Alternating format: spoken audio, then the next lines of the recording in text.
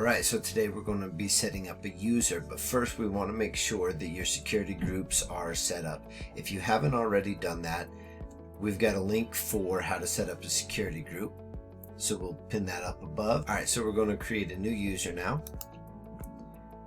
And we're going to set up a simple user ID, user's name, and we're going to set up the password.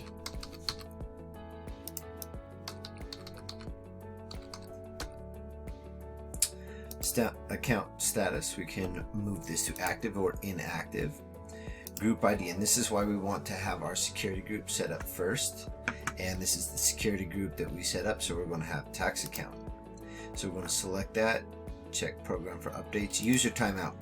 If you keep this at 0, there will be no timeout for a user, and typically, especially with admin users, you want to put some sort of timeout in case they have to leave. We don't want the system to stay open because you can change a lot of things as an admin. And while we're on that subject, the only person that can change user permissions is an admin. A user can modify a lot of things, but they cannot modify their security group.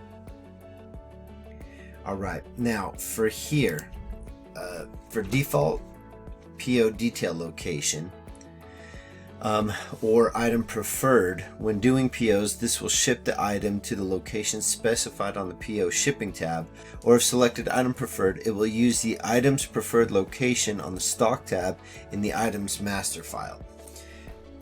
Basically, it's just how when we set up our POs, basically when we select this, it will send any items on a PO to the shipping address on the PO. If we select item preferred, it will send the item to the location that is marked in the master tabs. Alright, and for email address,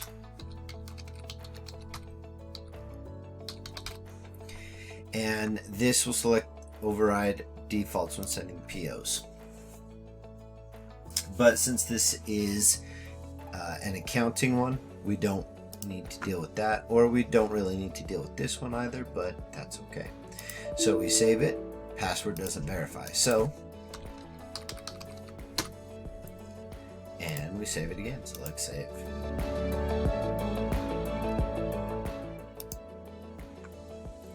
And here we go.